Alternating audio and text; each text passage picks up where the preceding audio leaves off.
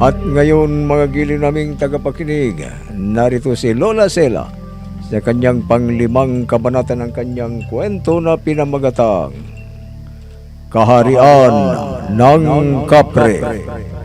Dito sa ating dulang, mga kwento ni Lola Sela.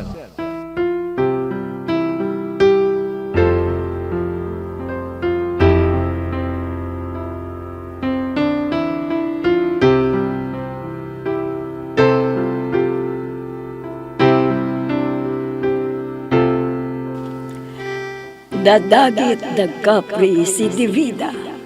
Walang nagawa si Dodoy dahil hindi niya nabalayan na sumalakay ang kapre. Kakunti ang natira sa mga kasamahan ni Dodoy nang sinalakay sila ng kapre. Kaya nagpunta siya sa ibang bayan para kumuha ng mga makakasama niyang lumaban sa mga kapre. Pinipilit nila si Divida. Nagilitan ng lieg si Cyrus. Pero hindi niya maatim dahil mahalaga sa kanya ang binata. At takot na takot siya. Tanging ang mga nakatapat na kalalakihan kina Ada at Marina ang nagilitan. Dahil sumunod sila sa utos ng Supremo. Dahil takot sila na mamatay. Kinausap ng Supremo si Divida na sinabing gusto niyang gawin asawa ito. Subalit, hindi siya pumayag. Habang inaabagan nila, Dodoy ang mga lalabas na kapre sa simbahan para patayin, ay lumabas si Impia at dinagit din siya. Samantala, hindi na papayag ng Supremo ng Kapre si Divida.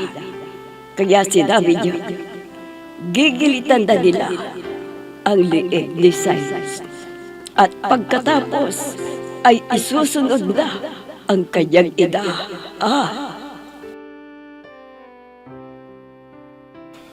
Kawal! Dahil ayaw pumayag ng babaeng ito na maging asawa ko. Sige! Gilitan niyo na sa lieg ang lalaking yan. Pagkatapos, isunod ka agad ang kanyang ina.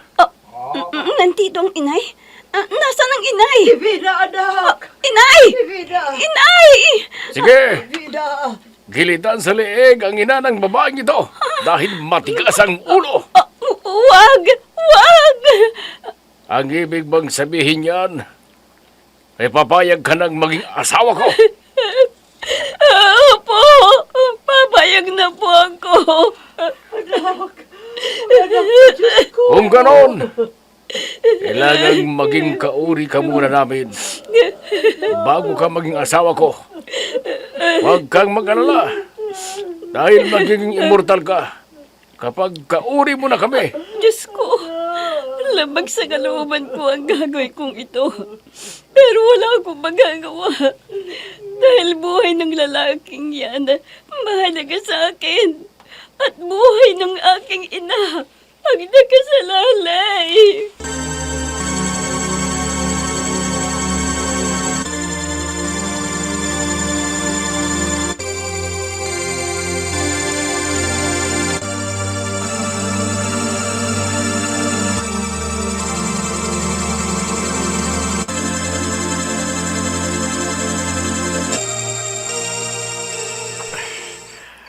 Pumayag na pala si Divina na maging asawa ng Supremo nila. Ibig sabihin, wala nang saysay ang plano kong panunuyo sa kanya. Hindi ko man lang nasabi na umiibigay ko sa kanya. Diyos ko, iligtas mo sana kami sa kamay ng mga kapling ito. Cyrus! Cyrus! Walang tinig yun ni Divina. Divina! Ikaw ba yan? Oo, Cyrus. Shh! Huwag kang maingay. May nagbabantay na gwardiya sa selda mo. Bakit ka nagpunta rito? Cyrus, alam kong may pagtingin ka sa akin. Ramdam ko yun. Kaya lang hindi mo nasabi. Kaya nandito ako. Para bigyan ka ng puwang dito sa puso ko. Ha? Pero malapit ka lang. gawing asawa ng pinuno nila. Oo, pumayag ako na gawin niya akong asawa niya dahil sa inyo ni inay. Divina, bakit nangyari ito? Hindi pa ako nakapagtatapat ng pag-ibig sa'yo pero nasawi na ako. Hindi, Cyrus.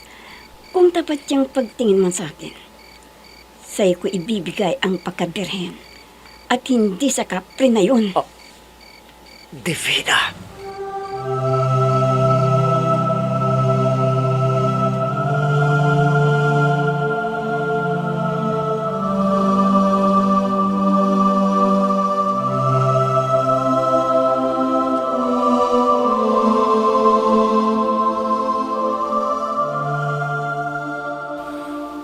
Mga kasama, ito ba yung sinabi ng matanda na daan para sa lagusan papasok sa kaharian ng mga kapre? Opo, Mang Nonoy. Pero mahirapan tayong papasok dyan. Dahil may kapre na nagbabantay. Gawan natin ng paraan para makapasok tayo. Ihanda ang pana. Panain ang nagbabantay na kapre na yan. Opo, Mang Nonoy. Ano pa ang papanasan ko diyang kapre na yan, Manglonoy? Kami na.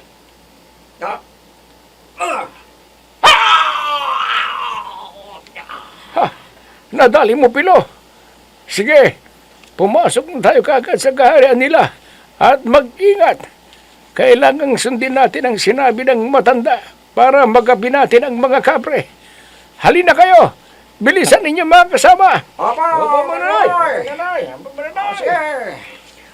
Doblehin ang pag-iingat. Kailangang hindi tayo malalagasan.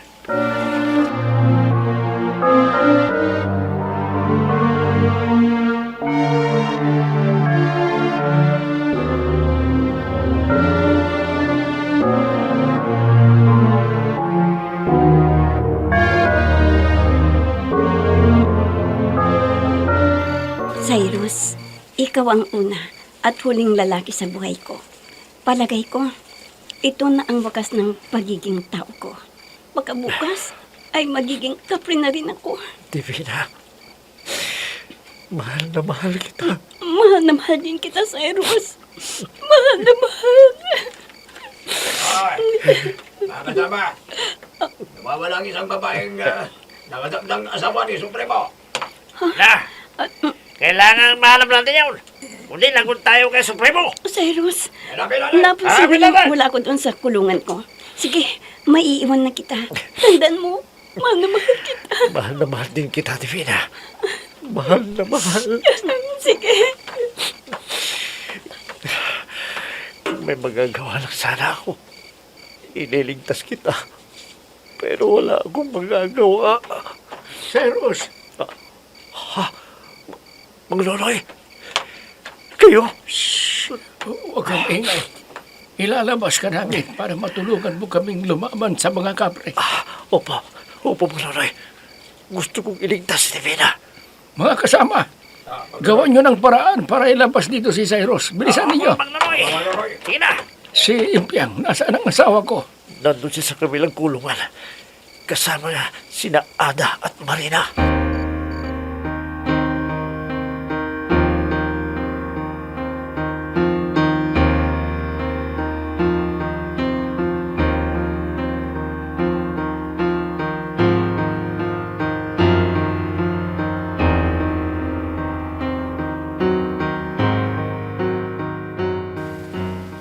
Mga kawal, nakahanda na ba lahat ang kailangan para sa ritual ng pagiging asawa ko? Opo, kataas-tasan Supremo Draco. Nakapili na ba kayo ng mga matitipunong kalalakihan para sa unang alay kay Bathala? Opo, mahal na Supremo. Sabihin sa mga alilang babae na ayusan na si Divina. Opo, mahal na Supremo. Masusunod ang lahat ng inutos mo sa amin. Yung mga nakatagdang gawin nating kauri natin para maging kapre, nakahanda na rin po sila. Opo, mahal na Supremo. Maigit 100 po silang lahat. Sige, suotan na sila ng suta ng luntian. Pati yung mga kauri natin na iinom ng sariwang dugo nila, ihanda niyo na rin sila. Opo, mahal na Supremo Draco. Sige po.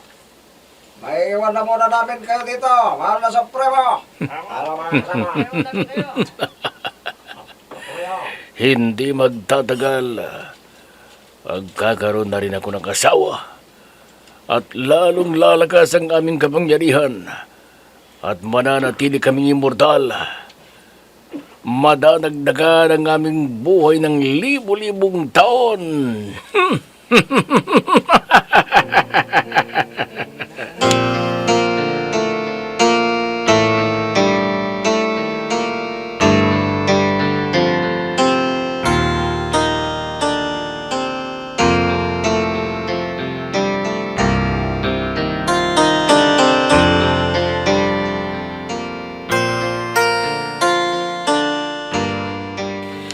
Ada, natatakot ako. Kinikilabutan ako sa nagawa natin kahapon. Yung paggilit natin sa liig ng mga kalalakihang yon, nagmamakaawa sila, pero wala silang nagawa. Ako rin. Talagang kinilabutan ako. Kitang-kita ko ang pagsirit ng dugo at pangingisay niya habang nauubusan ng dugo ang lalaking yun. Hindi ako makatulog. Parang babangungutin ako. Siguradong ipapaulit na naman sa atin ang ginawa natin yon. Dahil maya-maya may gagawin ang ritual. Magiging asawa na ng kapre si Divina. Hindi siya makakatanggi dahil buhay ng mahalagang lalaki at ina niya ang nakasalalay. Dalawang babae! Wala na kayo! Dahil kayo ang isasalang nagigilitan sa leeg ng 10 kalarian para may alay sa mata! Marina, pinaghahanda na tayo. Parang hindi ko na kaya.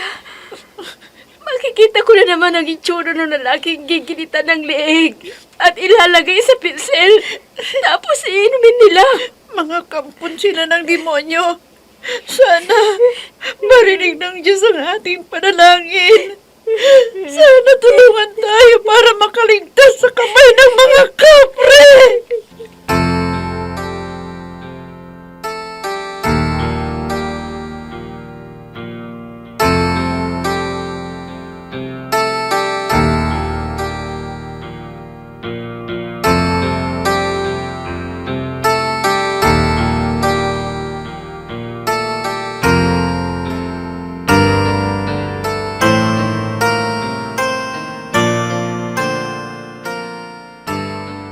Ay ko! Nagilitan ako sa leeg! Ang dami na nilang nagilitan sa lieg. Nagiging kapre na ang mga bihag nila. Hindi. Ayaw ko maging kapre na tulad nila. Ayaw ko. Hoy! Ikaw na matanda ka. Lumabas ka na rin. Para magiging kapre ka na. At magiging immortal ka. Hindi. Ayaw ko. Ayaw ko maging kapre. Ayaw ko. Magmatigas ang ulo.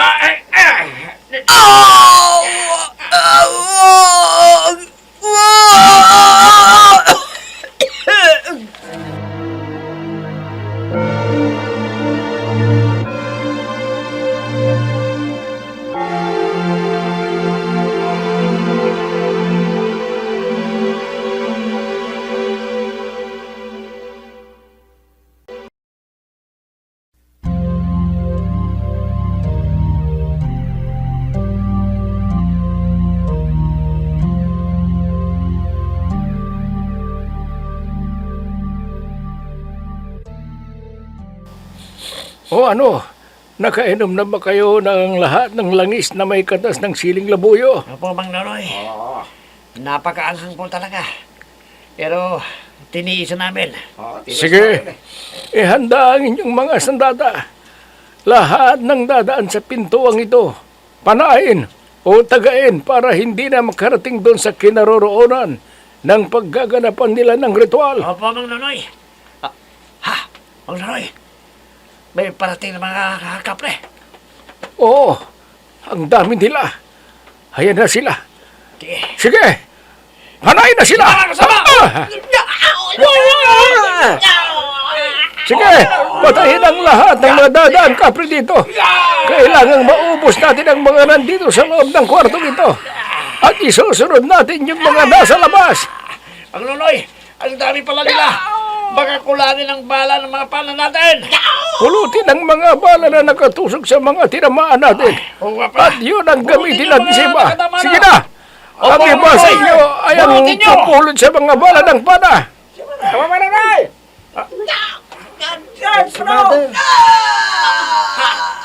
Mang Nonoy, si Aling Impiyang. Ayun, hawak-hawak siya ng isang kapre. At pili-pili siyang gigilid ng salig. Ano? Ako ang papara doon sa kapre na nakahawak sa kanya. Sige. Ito ang sayo. Ha? Ha!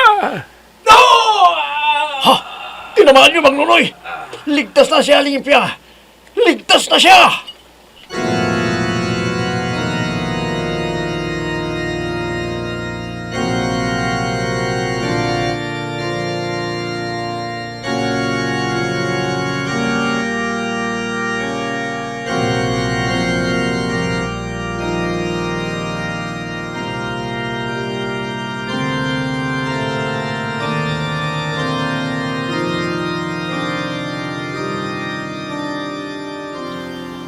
Kawal!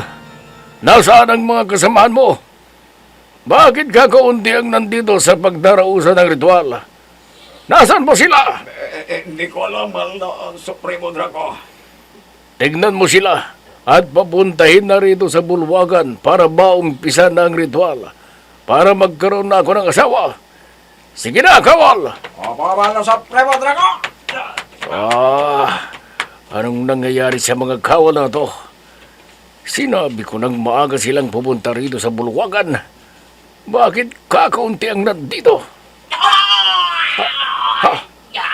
Anong nangyari doon? Kawal! Tignan ninyo kung anong nangyayari. Bilisan ninyo! Mahal na Supremo Draco. Ano kaya ang nangyayari sa mga kawal? Bakit hindi na sila nakapunta rito? Mahal na Supremo Draco. Mahal na Supremo. O bakit kawal? Anong nangyayari doon? Mahal na Supremo. Wala na pong natitirang buhay na kawal. Lahat ng nasa loob ng kaharian namatay. At ang natirang buhay lang ay ang nasa labas. Ano? Oo, mahal na Supremo. Hindi. Hanapin ang mga salarin at parusahan. Bilisan ninyo!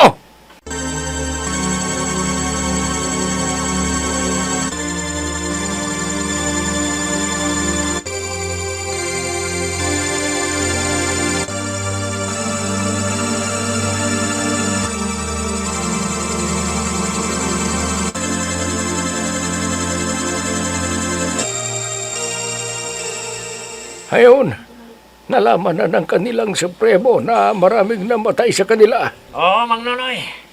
Anong isusunod natin gagawin ngayon? Hanapin ang kulungang kinalalagyan nila Ada at Marina, ang aking asawa at anak na si Divina. Doon pang kulungan nila, Mang Nonoy. Sige, pagkawalan sila at ang iba, itakas sila at kami na ang maiiwan dito para ubusin ang mga kapre. Sige po, Mang Nonoy. Ako na mong magtataka sa kanila. Sige, Cyrus, mag-ingat ka. Magsama ka ng 5 kasama mo para kung may hahadlang sa inyong kapre, ay hindi kayo magagapi. Opo, Mang Nonoy. Kayong 5! Alin kayo? Sumama kayo sa akin para ilabas sa kulungan sila Aling Impiyang. Tayo na! Ayun ang mga salarin! Hulihin sila! Hayun sila! Nakita tayo ng Supremo. Ihanda ang mga armas ninyo. Lalabanan natin sila. Handa ninyo ang Hindi mga tayo ninyo. magpapalupig sa kanila. Hindi naman si Mang Nonoy! Hindi! Hindi!